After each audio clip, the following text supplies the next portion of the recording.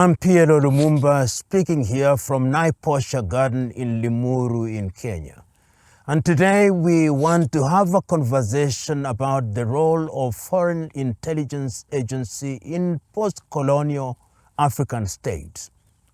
And it's always useful to begin from the beginning. I always remember this story that is very clearly told in a book that is written by Ludo de Vet. Ludo de Vet writes a book, The Assassination of Patrice Emery Lumumba. And this is an assassination that takes place in 1961 when the leading independence fighter, Patrice Emery Lumumba, is eliminated by the Belgians. And of course, we now know that the Americans were also involved, courtesy of history. And we are told that as early as the 1960s, the Belgian intelligence agencies and the American intelligence agencies had recruited Mobutu Sese Seko, then known as Joseph Désiré Mobutu, to be part of the agency that was going to eliminate Patrice Emery Lumumba. And we know that at that time, and it is interesting when you read the story of the assassination of Lumumba, he had been given a code name which was being used, code name Satan. And that is how, when on the day and on the occasion of the independence of the Democratic Republic of Congo, as the Prime Minister, they did not want Patrice Emery Lumumba to speak, but he spoke. And after that, we know how the Western agencies have continued to be very active in the affairs of the Democratic Republic of Congo, with the consequence that Congo has never known peace and remains rich in resources, but poor in terms of the support that she gives to her people. And it's not only that, we also know that any African leader who attempted to do anything that suggested that he or she was independent was removed. This was the case of Ghana's Kwame Nkrumah. When Nkrumah had written his famous book, Neocolonialism, the Last Stage of Imperialism, while he was on a visit to Hanoi in Vietnam and on his way to China, it is the British intelligence that leaked to his host that he had been overthrown. And we know what happened because the foreign intelligence agencies were active in Ghana. Nkrumah, of course, then was overthrown and was exiled until he died in 1972. And he watched the events in Ghana as they were happening while he was accommodated at that time by Ahmed Sékou Touré in Guinea. The other person that we know who was a victim of foreign activities was Modibo Keïta of Mali. Modibo, as we know, had wanted to form an alliance between Mali and Ghana, and the French could not allow that to happen.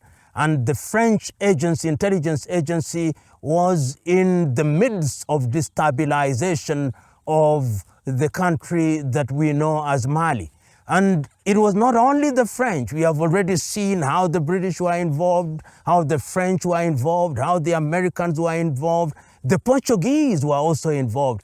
In Guinea-Bissau, Amilcar Cabral, who was one of the leading individuals in the struggle for independence and a Pan-Africanist in his own right, was also eliminated from the scene. And we know that up till now, Guinea-Bissau remains a country that is controlled in many ways by drug lords, even if the government tries to behave otherwise. We also know that the administration of Agostinho Neto in Angola was also the subject of the machinations of the Portuguese intelligence.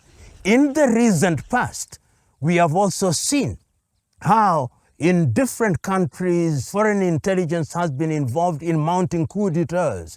We know as a fact that when Apollo Milton Obote of Uganda was attending a Commonwealth meeting in Singapore, the British had already notified the host that Obote would not return to Uganda, and Idi Amin had been instituted as the leader through a coup d'etat in 1971.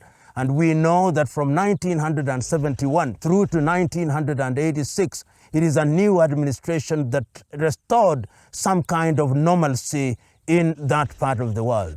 And we see in Rwanda, for example, there is evidence to suggest that the French were involved and that the French knew what was going to happen in 1984, genocide against the Tutsis. We know their activities in Central African Republic, and we know how they participated in the elimination of Thomas Noel Isidore Sankara in Burkina Faso. We also know that there was some foreign intelligence agency in the downing of the plane that killed Samora Moises Machel. And all these are suggesting one thing, that as long as Africa remains in a state of disunity, and it's important to remind ourselves, Africa is weak, and her weakness is because she is divided into 54 unviable countries. I remember a speech which I had the advantage of listening to on the 6th day of March, 1997, in Accra, Ghana. Tanzania's Julius Kambarage Nyerere delivering the speech. And he reminded his audience that as long as we are disunited, all foreign agencies are going to confuse us. They are going to tell us that we are different. They are going to remind Ghanaians that they are different from Senegalese, to remind Kenyans that they are different from Ugandans, to remind Sudanese that they are different from Egyptians. But when all is said and done, who brought about these differences?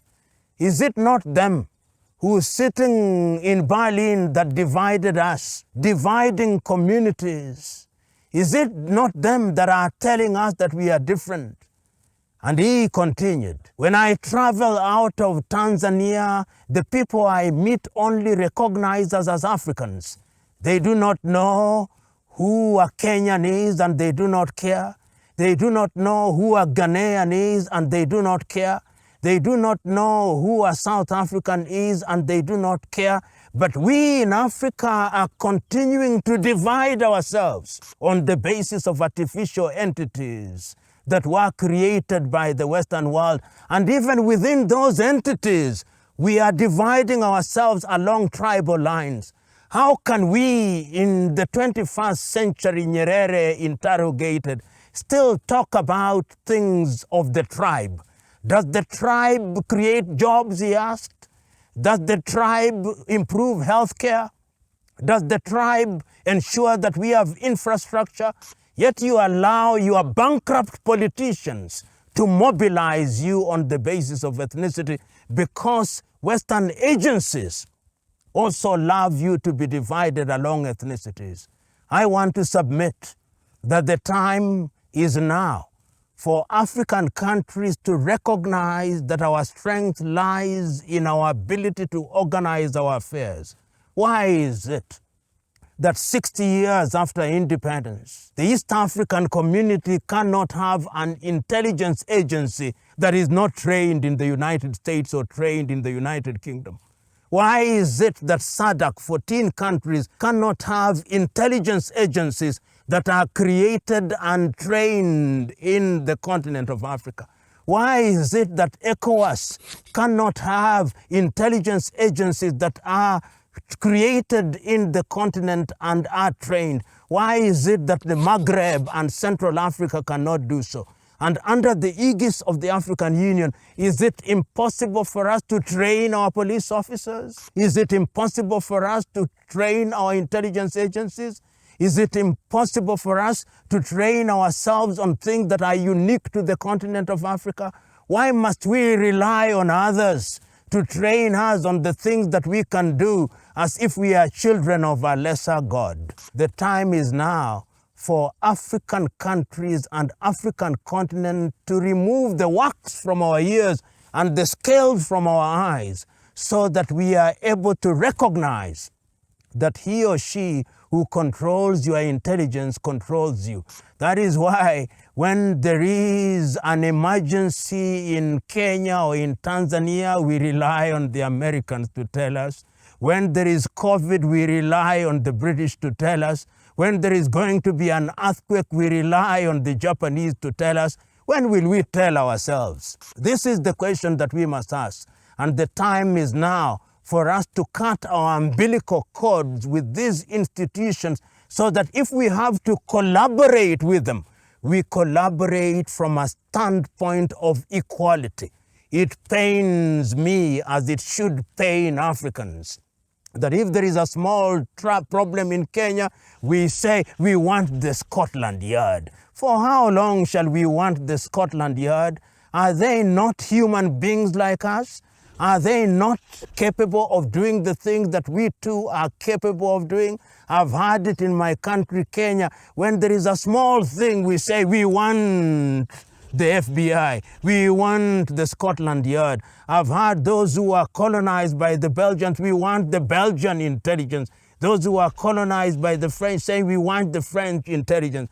How long shall our mother continent continue to rely on others? How long shall we continue to be children in adulthood? How long shall we depend on intelligence agencies whose agenda is to control our information? In these days, when we talk about information as king, the time is for us to recognize that our intelligence must be homegrown and our collaboration with other intelligence agencies must be on the basis of mutual interest, not on the basis of domination. If we do that, this continent will realize what she deserves, which is sustained development politically, economically, socially, culturally, spiritually, and otherwise. That is what Africa must aim for.